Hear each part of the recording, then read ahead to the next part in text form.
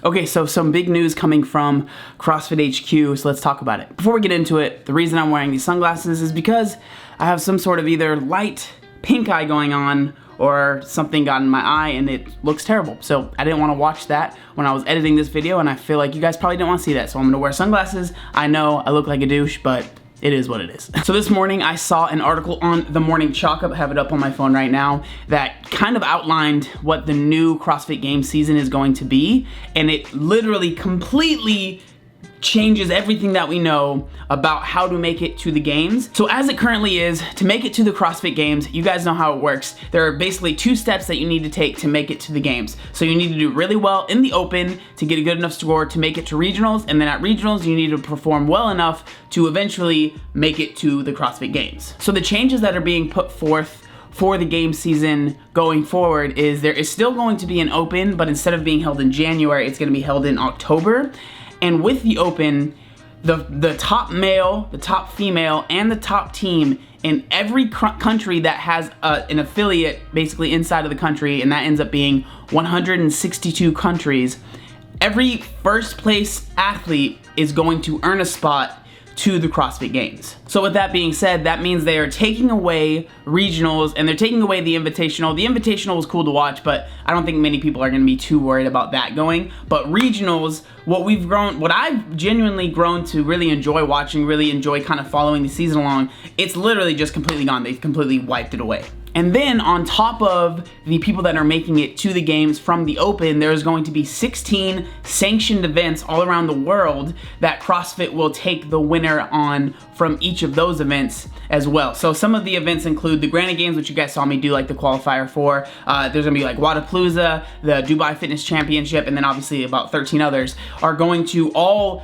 I guess, basically like mean a little bit more to actual competitors, because you're gonna wanna win those so you can earn your spot to the actual CrossFit Games. So the most interesting thing to me with this change is going to be just the sheer amount of people that are competing at the CrossFit Games, right? So before, like what just happened, right? There was 40 men, 40 women. That's who competed. Now it's gonna be over 350 people are competing. So I wouldn't be surprised if the games were more of like an elimination style thing, where it was, if you didn't meet a certain work requirement in this workout, you are no longer competing. So instead of for the whole weekend, there's 350 people competing, throughout the days, people end up getting eliminated based on how they perform at the games. That would make a little bit more sense, but even then, still having 350 people competing, that is, it's just, from what you've gotten used to, what I've gotten used to, having the 80 people, it just seems unbelievable to me. Now I do understand it's easy to get like upset about a change, obviously, because we've gotten so used to how the current format is that having this big change is going to be kind of, I guess, kind of like scary, and a lot of people I'm sure are going to be upset about it, right? But for me, I mean, I'm excited. Before I want to be too critical of it, I'd love to see what it looks like, right?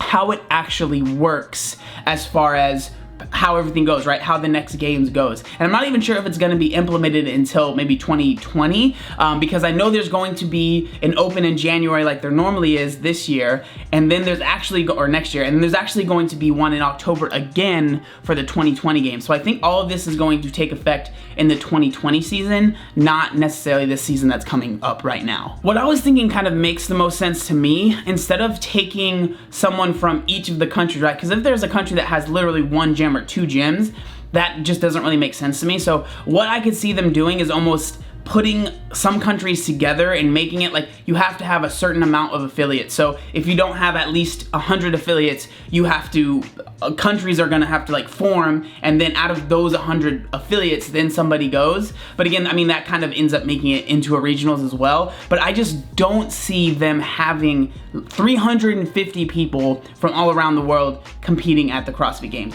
That seems crazy, but again, I could be completely wrong, but I wouldn't be surprised if something like that ended up happening. And then as far as the 16 sanctioned events, I think that's actually kind of exciting, because it makes these events just honestly a little bit more exciting to watch, right? So at Wadapalooza, there's always some pretty big names there, but now if this is actually how it's going to work, there's going to be really big names there, and there's going to be a lot higher stakes at these events, so people are gonna push themselves a lot harder at these events to earn that, right, that golden ticket to make it to the games. So I think that's a really interesting thing, and that's something that I'm really interested in seeing how it works. Throughout the whole world, right, only 16 events, so there's gonna be some people that have to travel really far to make it to one of these events. So I can see a lot of people that maybe have been making it to the games for years and years and years that just aren't able to win one of these events, and they're not able to make it to the games. But on the flip side, I can see some people that maybe have had issues at regionals, having like a really bad day that, you know, if you have a bad day at regionals, you're pretty much out, right? So instead of just relying on that one weekend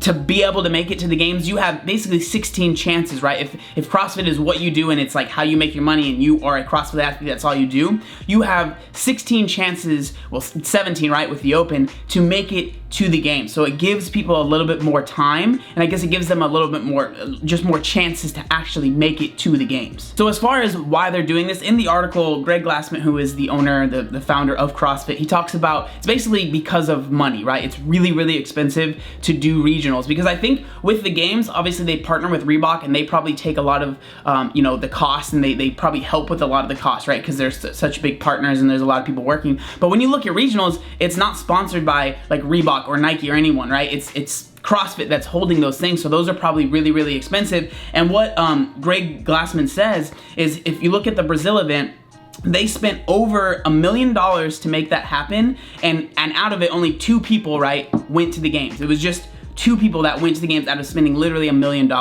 So, I mean, obviously, it sucks that it's a money thing, but when you hear it like that, it makes sense why they would want to change it. And then Greg Glassman goes on to say, not only is the sport expensive, it's not the core mission of CrossFit. So something that I've noticed, and I'm sure a lot of you guys have as well, when it comes to like Greg Glassman, the literal founder of CrossFit, I don't think he really cares that much about the CrossFit Games.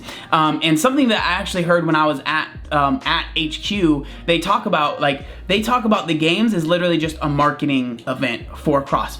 The games is a way for them to get people interested in CrossFit, and that definitely works. That's literally why I started CrossFit, right? Was because I watched the movies that they make about the games. So Greg Glassman, he genuinely, I think he understands that the games are important to getting people to start doing CrossFit, but that's not his core mission. His core mission is to, you know, he says it in this right here. He says, there have been maybe 300 to 500 affiliates who have sent an athlete to the CrossFit Games, but 1,500 or more who shaved 100 pounds off of a member. So for Greg, he cares much more about the health side of CrossFit than he does about the actual CrossFit Games. Then he goes on to say, the miracle of the box is the health, Glassman said, and he wants the CrossFit Games to reflect this vision.